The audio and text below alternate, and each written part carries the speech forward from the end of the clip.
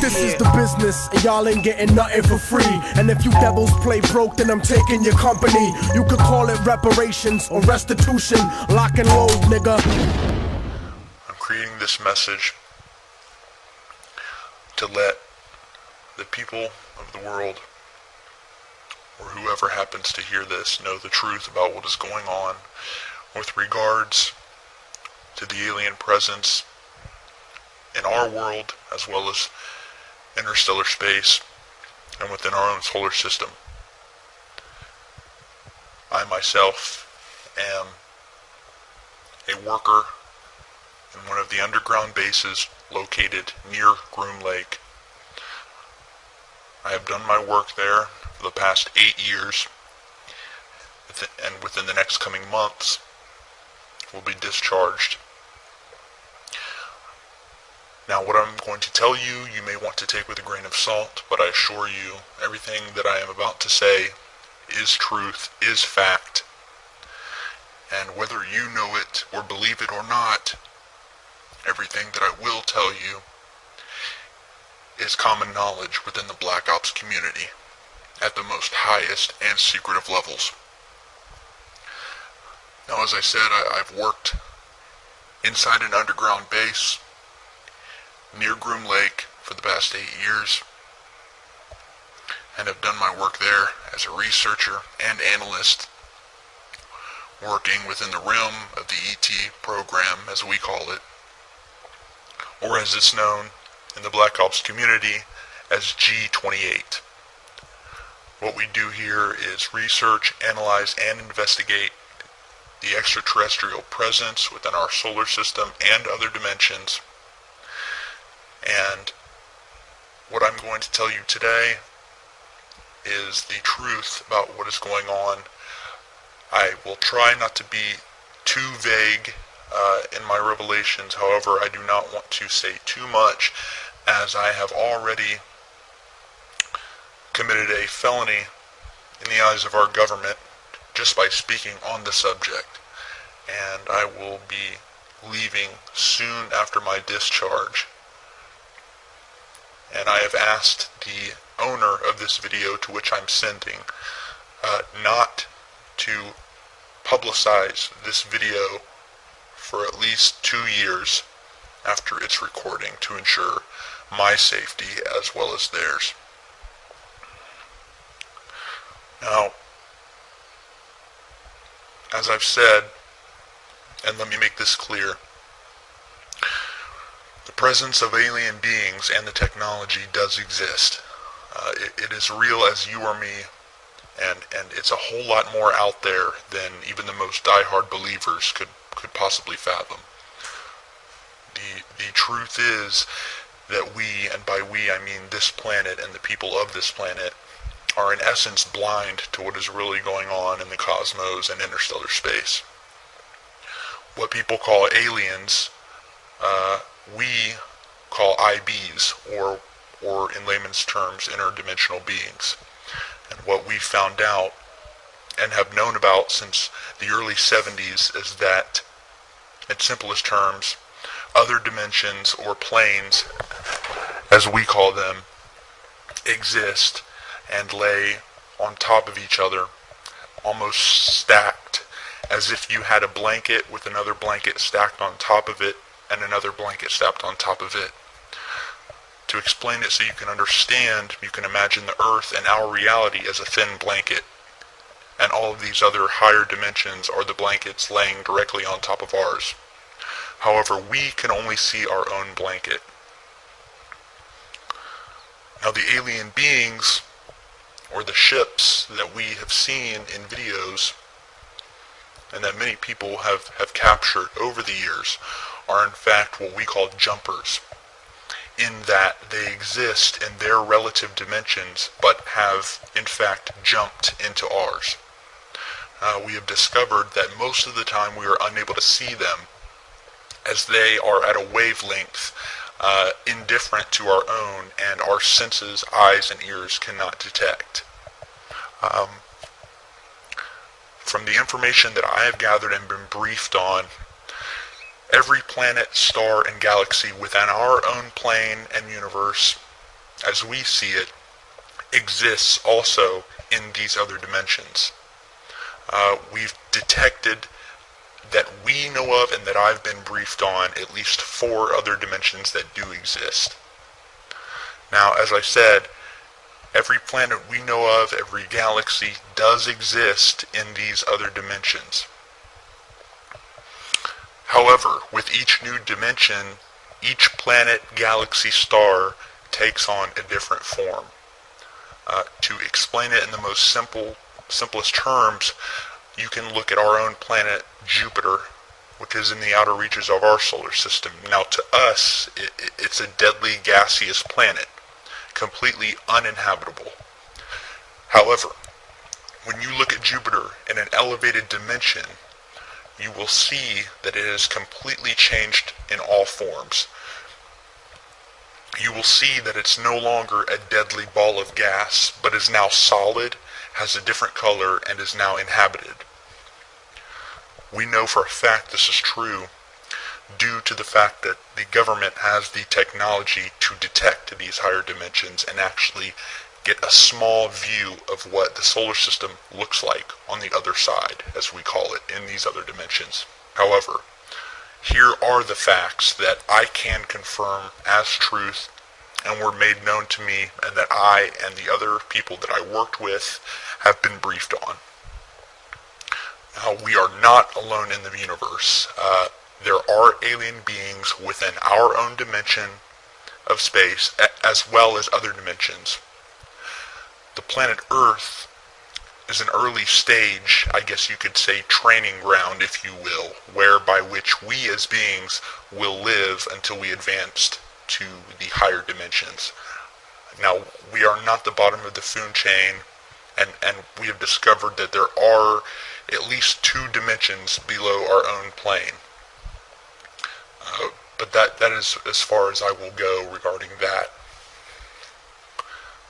Now, I'm getting a little bit low on time, so I will leave you with a few other important things that people will no doubt want to know about later in time once this video is made public.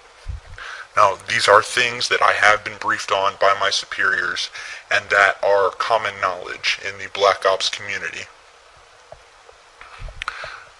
Now, the planet that we know of as Mars was at one time inhabited, but again, at one time was wiped out by the people who inhabited the planet, which were much more technologically advanced than we are, which we discovered by testing and analyzing the chemical residue found from the blasts around the planet, as well as artifacts that we've also discovered on the planet, including the infamous glass tubes seen in the few of the publicly made photographs from NASA.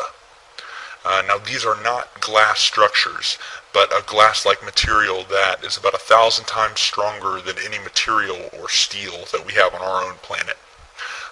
These tubes were used as a means of travel underground and above ground by the people who inhabited this planet. It is thought from our research that there are still an ET presence inhabiting Mars, but again, this is as far as I will go, and that I was briefed on regarding that matter.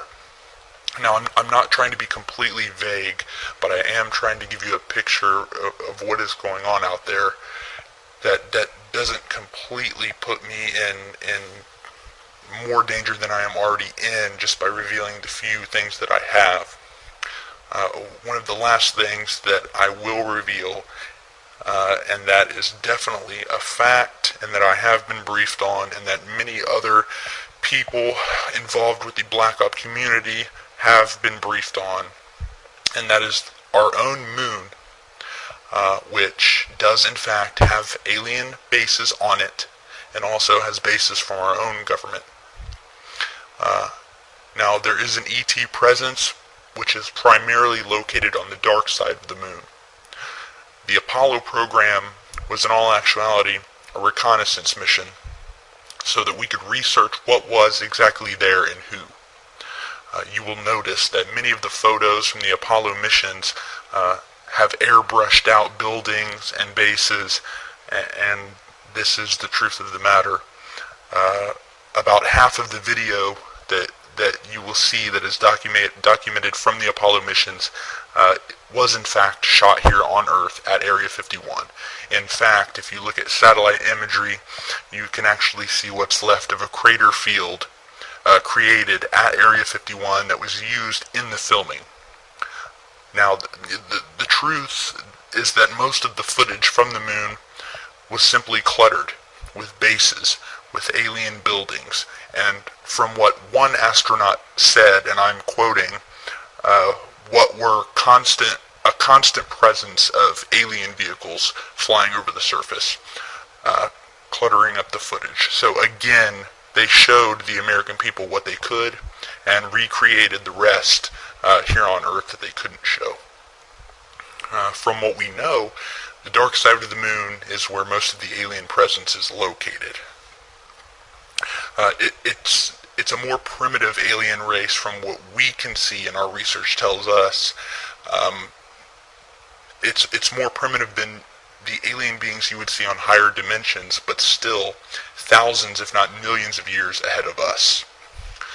Now we have our own bases, which are primarily located in or near the Sea of Tranquility, which is the site of Apollo 11, and also one base that I know of located near the crater Sabine D.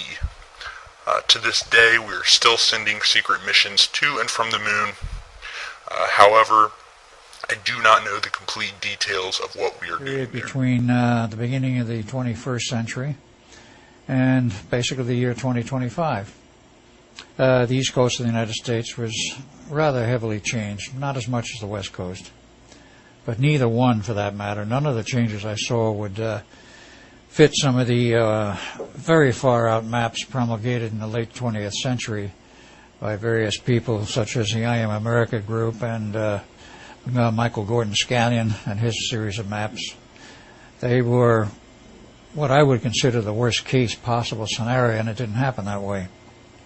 But what I did see was changes in the East Coast, particularly when you went south towards where Georgia, Carolinas and Georgia is. The Georgia coastline had gone inland, so that Atlanta, instead of being about 100 miles from the ocean, was only 3 miles from the ocean. A lot of the east coast of Georgia was gone. Parts of North Carolina had been chopped off. Florida was gone completely except for the area of the Panhandle. The Gulf Coast was drastically changed. There was about a 50-mile wide swath north of where we knew the Gulf Coast to be, as it is today, in the beginning of the 21st century. And about 50 miles wide was just gone. It was underwater, which means New Orleans was gone, Houston was gone, Corpus Christi, Texas was gone as such, though it was just barely, because that's a little higher ground there. It was just lowlands that went. And I don't think it was geographic upheaval. It was just a case of the ocean waters have been rising, plus other changes. And the big change in the middle of the country was that the Mississippi became an inland waterway, and a rather wide one, all the way up to the Great Lakes, which then became one lake. Part of the original lakes disappeared, and other parts sank so that you had one large lake there, which joined with the St. Lawrence Seaway, which became a very large seaway. And the rest of the U.S., the western part, to the other side of the new Mississippi basin, if you will, was all there essentially intact, with the exception of California and parts of Oregon and small parts of Washington. California suffered from where the San Andreas Fault came inland.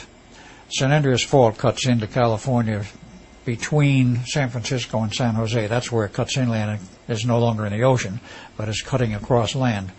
And it goes down basically central California, so that when you get past Los Angeles, it winds up cutting through the middle of the Salton Sea.